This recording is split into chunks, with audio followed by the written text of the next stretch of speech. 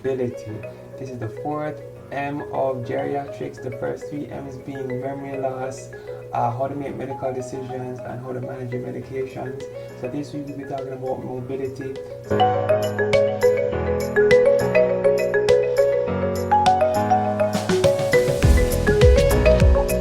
So here are the slides. So as we mentioned before, we did the first three M's of geriatrics. We have one more, which is what matters most. And the outline for today is that we define mobility, the stats, facts, and trivia related to mobility, physical activity versus exercise, what's the difference. Then we get into the 4 categories of exercise, examples and benefits of each category of exercise, GeriTips, and then I'll leave you with some resources. So mobility comes from the Latin word mobilis, which means movable, easy to move, loose, not firm, and the PI root is new, to push away. And these definitions are from the etymology.com website. Mobility is defined as the ability to move physically. And the Geri stat for today is that the risk of premature death is 40% less in adults with more than 7 hours per week of exercise compared to those that are active for less than 30 minutes per week. This is from the American Geriatric Society. The Geri fact for today is that physical activity reduces the risk of coronary heart disease, stroke, hypertension, diabetes, colon cancer, breast cancer, osteoporosis, and depression. So if you were to package the physical activity benefits and put it in a pill, physical activity would be the most effective drug ever in the history of the world. So that's some food for thought. The Geri trivia fact for today is that the word sneaker was coined in the 1880s in Boston by young men who noted how quiet the footwear was compared to leather. So I guess the shoe at that time that was new allowed them to sneak around on the court more quietly compared to those who wore leather, which I think was the most popular type of, or the more popular material used to make footwear at that time. So, special Geri trivia fact for today. The most popular sneaker in the world award goes to the Converse Chuck Taylor All-Stars. So many of us watching today probably will have a pair of these shoes. So just wanted to add that. Now I mentioned sneakers because it's good to have a pair of sneakers, because that's one of the things that will make your physical activity and exercise routines much more easy. But first we'll discuss the difference between physical activity and exercise. So physical activity is defined as voluntary body movement produced by skeletal muscle contraction that requires energy expenditure. So the things that we do in our activities of daily living, around the house, at work, etc., all represent physical activity.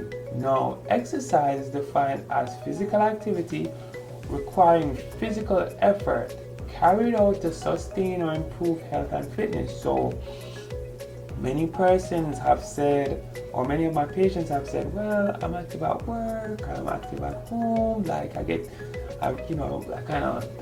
busy doing things at work, I'm lifting, etc., but I'm still overweight. What I would recommend, first of all, I would applaud them for being physically active.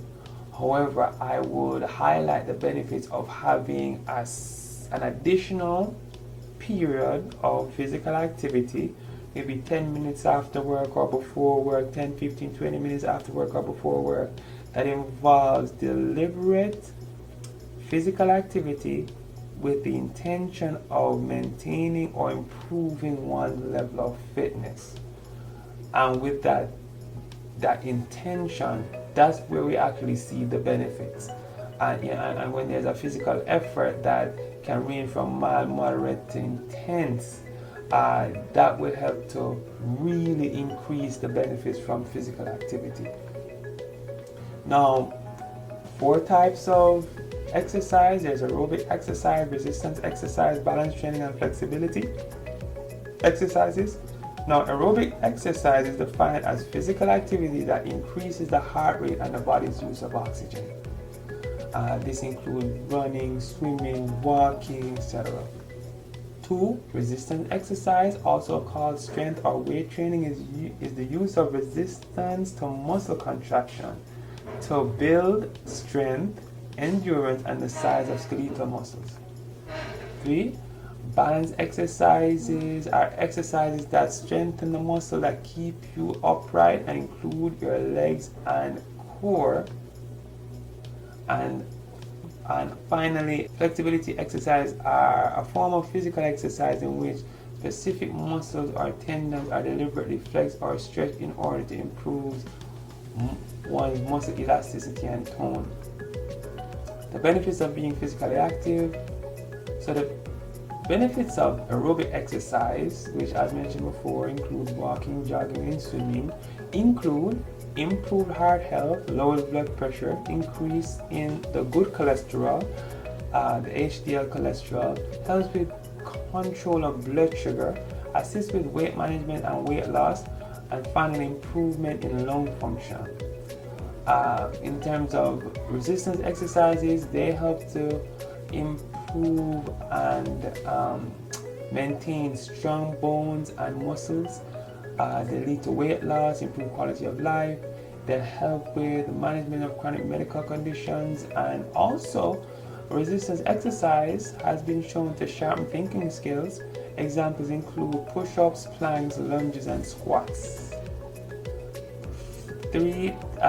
Balance exercise include Tai Chi yoga, standing on one leg, doing a tight rope walk, which is like a heel to toe walk in a straight line. Is that what that is asked of like a law enforcement officer when someone's sobriety is questioned? You're pulled over and you're asked to walk in a straight line. Yeah, that's the type of exercise that actually helps to strengthen one's balance. And the benefits are reduced risk of falls leading to serious injury, reduced risk of bone fractures, a better reaction time. And flexibility exercises include stretching, yoga, Tai Chi, Pilates. Benefits include fewer injuries, fewer aches and pains, improved posture and balance, a positive state of mind, and improved physical performance. So here are the top 10 tips on mobility and exercise. 1. It's never too late to start or to get back into an exercise routine. 2. Try to incorporate exercise into your daily routine as much as possible, because this helps you with remembering to do it and all the time. So it's become less of a chore and more of a routine. 3. Aim for 30 minutes per day of moderate intensity exercise at least 5 days per week. Now, moderate intensity is defined as an exercise that allows you to talk but not sing. Mild intensity is an exercise that allows you to talk and sing, while heavy exercise is defined as exercise that allows you to neither talk nor sing. 4. Aim for 2 or more non-consecutive days of resistance exercise per week. 5. Aim for balanced exercises at least 3 days per week, and examples include standing on one foot or pretending that you're walking a tightrope. 6. Move more and sit less, move more and sit less, move more and sit less. I've heard cardiologists mention, guys, that sitting is the new smoking.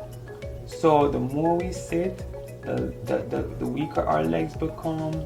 The weaker the muscles in our legs become, the less blood flow there is in the body, and the less blood flow there is, the less oxygen and nutrients that is delivered to our muscles, and the weaker we become. And a lot of us are at risk of developing issues with our circulation. So the recommendation is to stand more when possible and to walk more. 7. Warm up before stretching, also after your workouts. This is due to the fact that stretching cold muscles can increase the pain and discomfort during the stretch, and it may not be effective because it probably would be more difficult for the muscle to achieve and improvement in its elasticity when it's cold. However, warming up by walking, skipping, you name it, warms the muscle up and makes the stretch less painful and allows the muscle group in question to achieve its maximal elasticity at that time, if the stretch is done properly. Also, stretching after workouts help to maintain or restore the elasticity of the muscles. Because what happens during exercise is that the muscles become tight because they have to contract, and there's a risk of the loss of elasticity in that muscle if exercises such as stretching exercises aren't done post workout to restore the natural length of that muscle. 8. Stretch both sides of the body equally. Some of us may notice that one side of the body is a little bit more stretchy than the other side. Stretching both sides can ensure that there's a good balance in the elasticity of the muscles of the body. 9. Set goals for yourself. You could say, I would like to lose 10 pounds in 6 months. So it's good to buy a scale, exercise 5 days a week as recommended, and watch that weight drop. And when you see the weight drop, it gives you more motivation to continue. And 10. Have fun. The more fun the exercise is, the more likely it is that you'll stick with it. So it could be walking, it could be swimming, and if you're walking, you could walk with a friend, you could listen to music, etc. So think of ways to make exercise fun. For further information, check in with the healthyaging.org website, Centers for Disease Control and Prevention, National Institute of Aging, and the National Institutes of Health. Thank you for supporting GeriTips. And during the week between episodes, you could find us at GeriTips123 on Instagram, or Chatty Hines on TikTok, GeriTips on Facebook. And we know that you already know our web address for YouTube, www.youtube.com/GeriTips. But feel free to tell a friend about our weekly episodes. So thank you for your time, my friends, and enjoy aging and stay forever young. Take care. Have a good week. All right. Thank you.